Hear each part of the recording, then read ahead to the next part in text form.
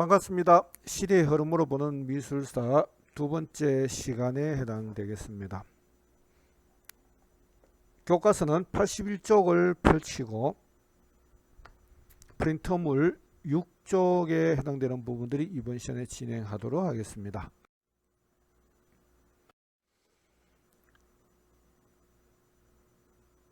시대의 흐름으로 보는 미술사, 지난 시간에 서양 미술의 변천 과정에서 선사시대와 고대 그리스 미술에까지 진행해 봤습니다. 자, 이번 시간에는 지난 시간에 했던 부분을 다시 한번 되새기는 의미에서 미술의 시작점이 어디쯤일까 라는 얘기를 다시 한번 되돌려서 보도록 하겠습니다. 서영욱 쌤을 모시고 미술의 시작에 관한 이야기 잠시 영상을 통해서 보도록 하겠습니다. 안녕하세요. 서정욱입니다. 처음, 우리가 가끔 쓰는 단어입니다. 첫 만남, 첫사랑, 처음처럼. 또 이따금 우리는 무엇을 보았거나 생각할 땐 맨 처음엔 어땠을까라는 궁금증이 생기기도 합니다. 그렇다면 처음의 미술은 어떤 모습이었을까요? 그리고 왜 사람들은 미술을 시작하게 되었던 것일까요?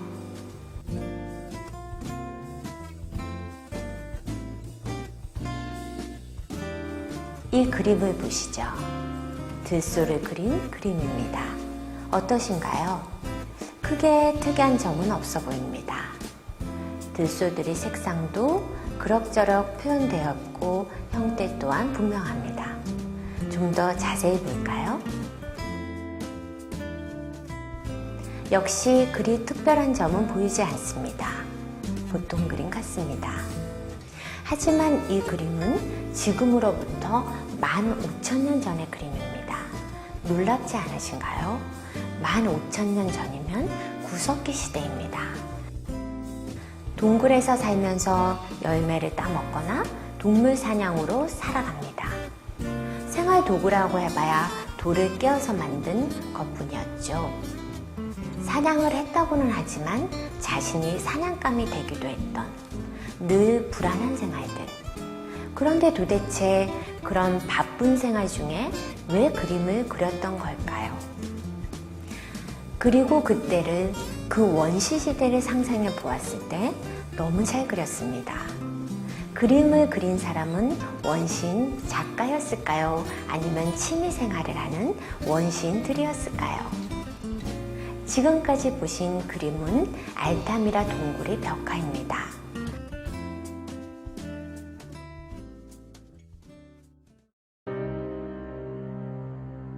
1879년 여름 스페인의 아마추어 고고학자인 사우토올라는 어린 딸과 함께 알타미라 지역을 탐험합니다. 그러다 우연히 근처에서 동굴을 하나 발견합니다. 그리고 동굴 천장에 그려져 있는 들소들을 그린 그림들을 찾아냅니다. 15,000년 전의 벽화를.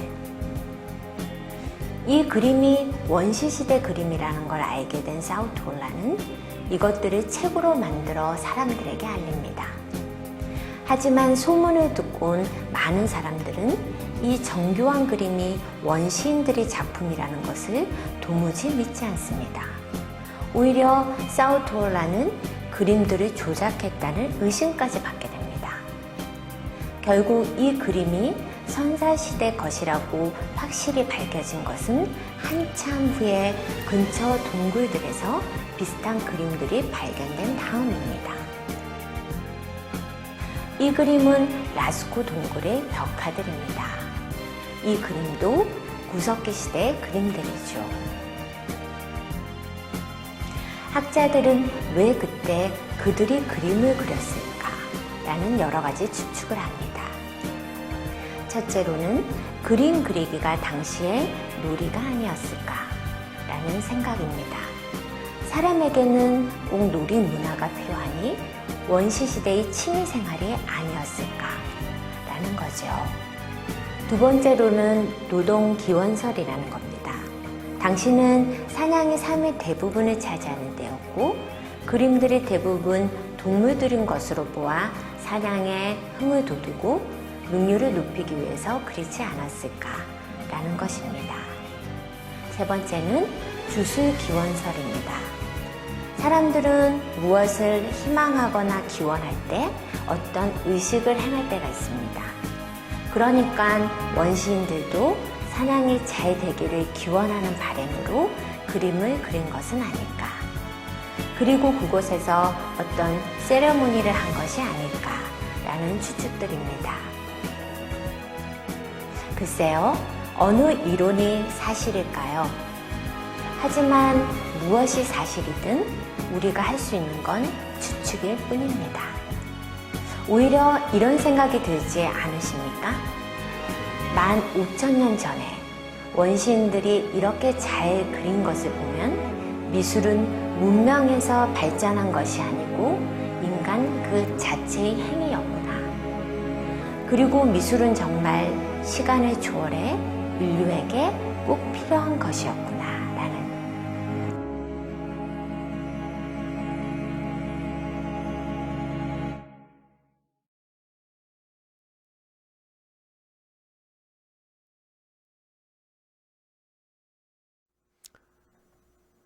자, 지난 시간에 고대 문명에 관한 얘기인데 서양인들이 말했던 4대 문명을 얘기한다 그랬죠. 이집트 문명, 메소포타미아 문명, 인더스 문명, 항어 문명. 그 4개 중에서 다시 한번 한 부분을 더 보도록 하겠는데요. 그 서양에서 가장 오래된 문명으로서 이집트를 들 수 있습니다. 그래서 이집트는 나일강을 중심으로 해서 일어났던 그런 문명이다라고 얘기하는데 서양에서 가장 오래된 문명이라고 얘기할 수 있는 것이 바로 이집트 문명입니다. 이 이집트 문명에 대해서 서정욱 쌤을 모시고 좀 더 설명을 듣고 진행하도록 하겠습니다.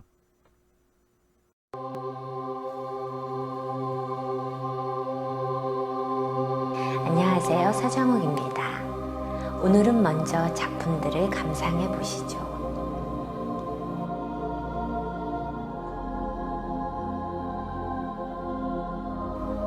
어떠신가요? 금방 아시겠죠?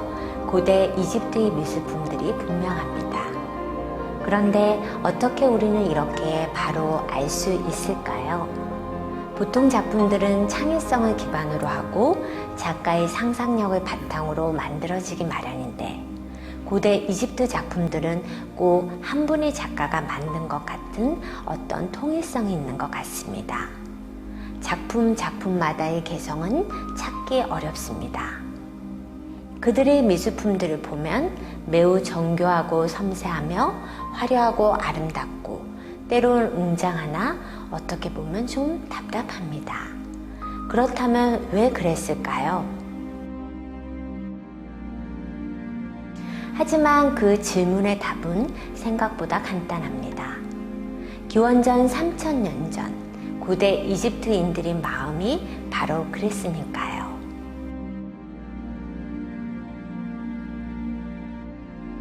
당시 이집트인들에게는 의심 없는 믿음이 있었습니다.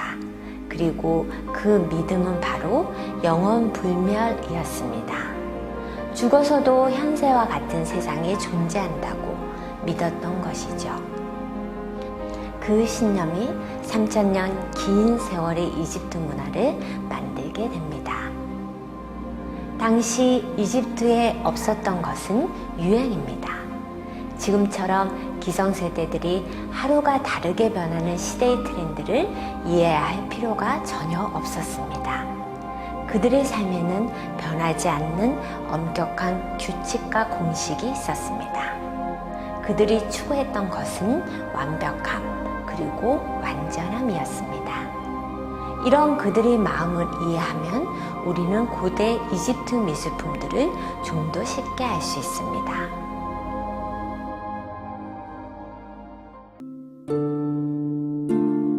고대 이집트인이 영원불멸의 믿음 그리고 파라오의 상징 세계 7대 미스터리의 단골로 등장하는 피라미드.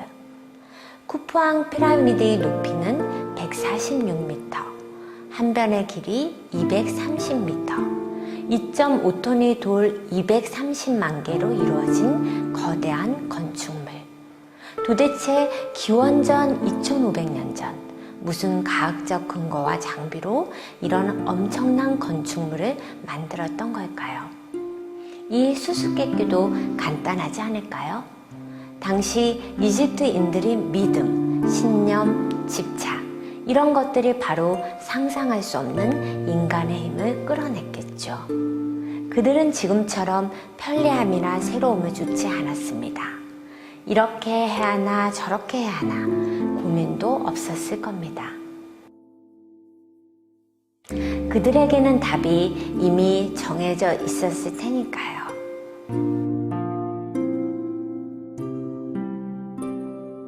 3000년 전 9살의 왕이 되어 19살에 유절한 투탕카멘이 황금 마스크입니다. 유일하게 독을 당하지 않고 발견되어서 고대 이집트 역사를 알 수 있게 해준 투탕카멘 왕묘에서 발견된 것입니다. 황금판을 안에서 망치로 두드려 만든 것으로 두건, 붙임 수염, 코브라 등 왕의 여러 가지 상징이 보입니다. 인간이 예술적 능력의 극치를 보여준다는 평처럼 아름답고 화려하고 완벽합니다. 특히 최근 학자들은 미라이 DNA 검사와 컴퓨터 단층 촬영 등을 통하여 그의 사인이 말라리아였다는 것을 알게 되었고 그의 얼굴까지 복원했었죠. 지금 기준으로도 미남인 것 같습니다.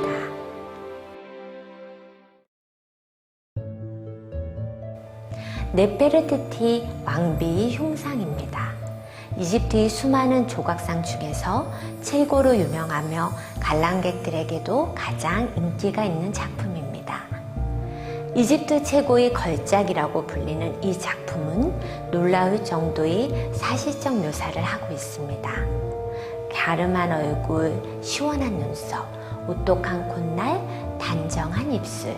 지금 미인의 기준과도 매우 흡사한 것 같습니다. 네페르티티란 이름 또한 미인이 오다라는 뜻이라고 합니다. 고대 이집트 최고의 미인은 클레오파트라가 아니라 네페르티티라는 평을 듣고 있다는 그녀의 흉상은 이집트 화폐에도 등장합니다. 이집트는 현재 이 흉상을 보관하고 있는 독일에 반환 요청을 하고 있습니다. 요즘을 불확실성의 시대라고도 합니다. 모든 것이 편리해졌으나 알 수 없는 미래는 우리를 항상 고민하게 합니다. 그런 지금과 비교한다면 고대 이집트는 규칙, 질서, 신념 이런 것들이 분명했던 시대였습니다. 항상 방향은 정해져 있었고 그러다 보니 고민도 거의 없었겠죠. 절대 왕건과 영원 불멸의 신앙. 미술은 언제나 시대와 함께 존재해왔습니다. 시간이 많이 흘러 천년 후쯤 사람들은 지금 우리의 미술을 어떻게 평가할까요?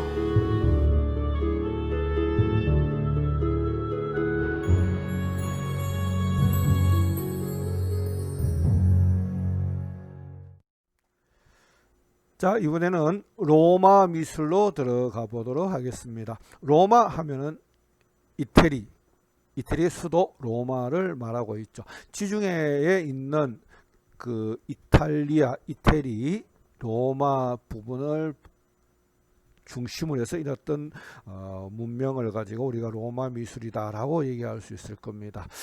이탈리아의 위치는 어딘지 알겠죠? 지금 현재 오른쪽 지도에 보면은 유럽 지도 중에서 아래에 있는 부분이 아프리카죠. 아프리카. 그리고 위에 있는 부분이 유럽에 해당되겠죠. 그 유럽의 나라들을 몇 군데 이렇게 살펴보면은 여러분들이 아는 나라가 꽤 많이 놓여지겠죠. 아프리카와 유럽 사이에 바다가 있죠. 그것을 지중해라고 얘기를 하게 됩니다. 그 지중해 중간에 있는 나라가 이탈리아죠.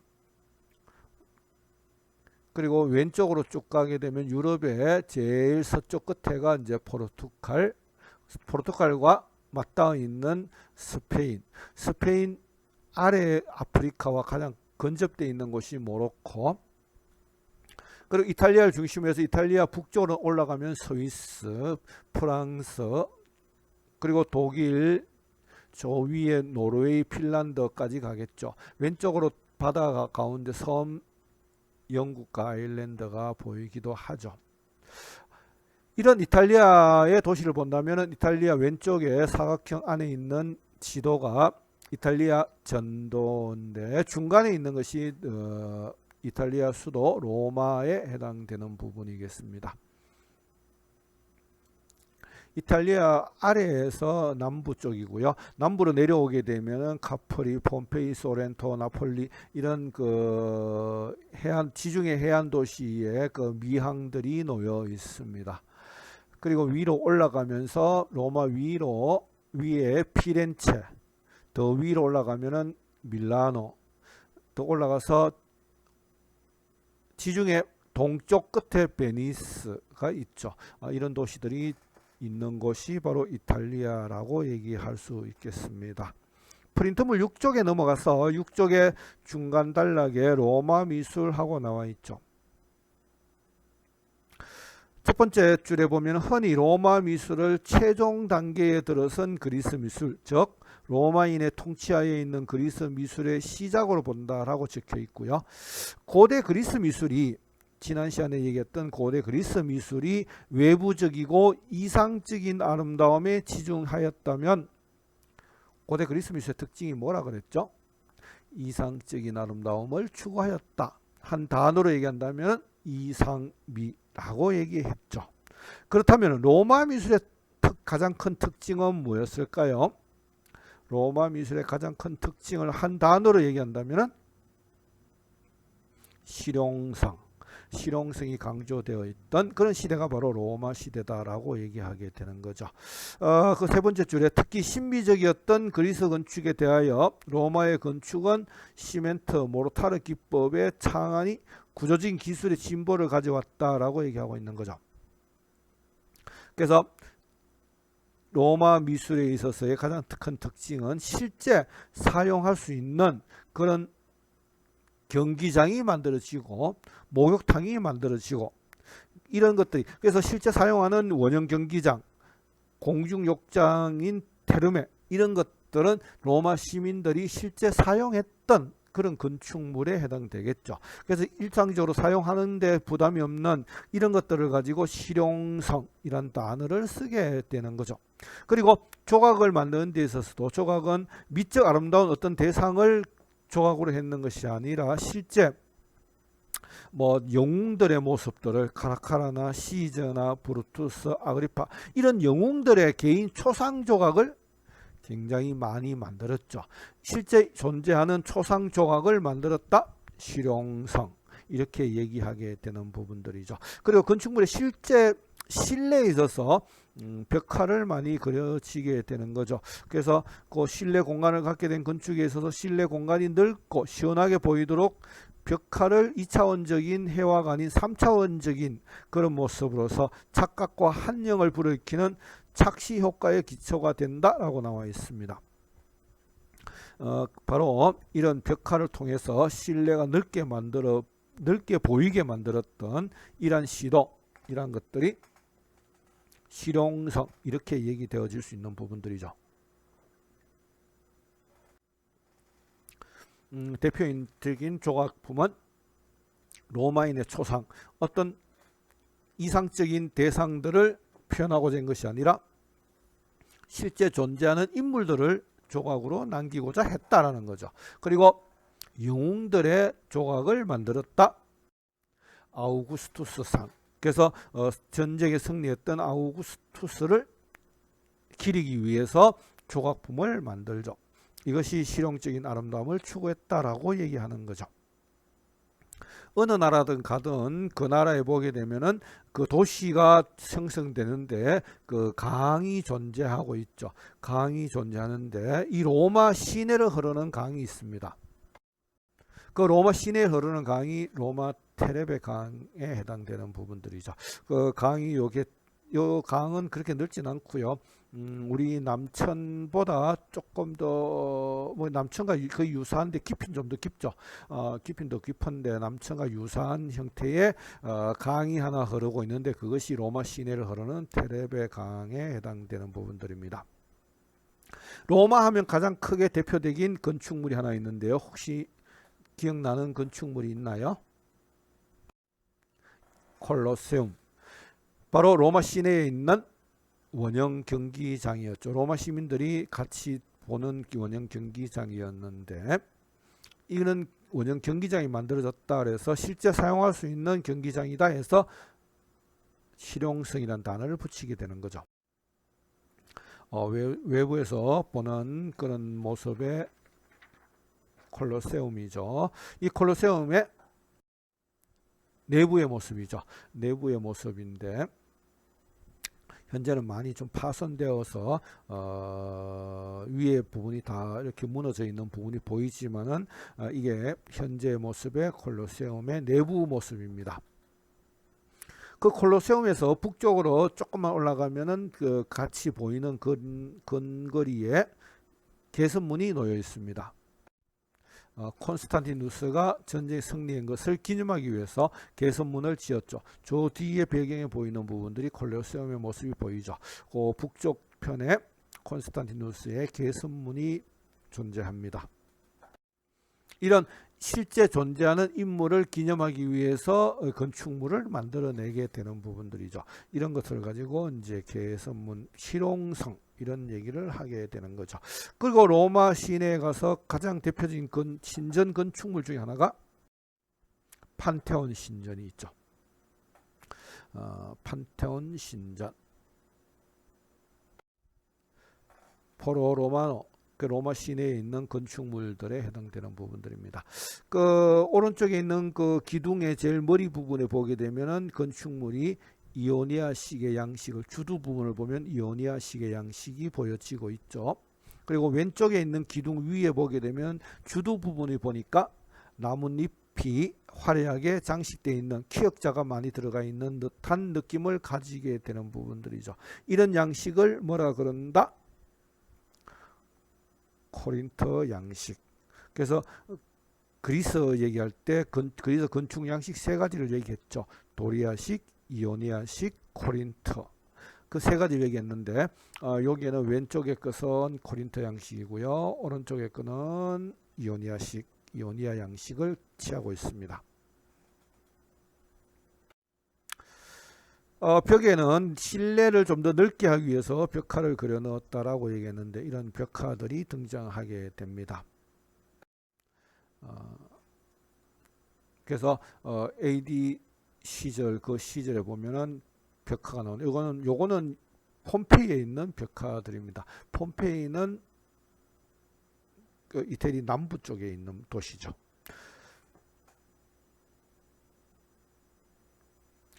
자, 그다음 이제 중세로 넘어가서 초기 기독교가 서양 사회의 모든 것을 차지하게 되던 그런 시대가 중세에 해당되겠죠.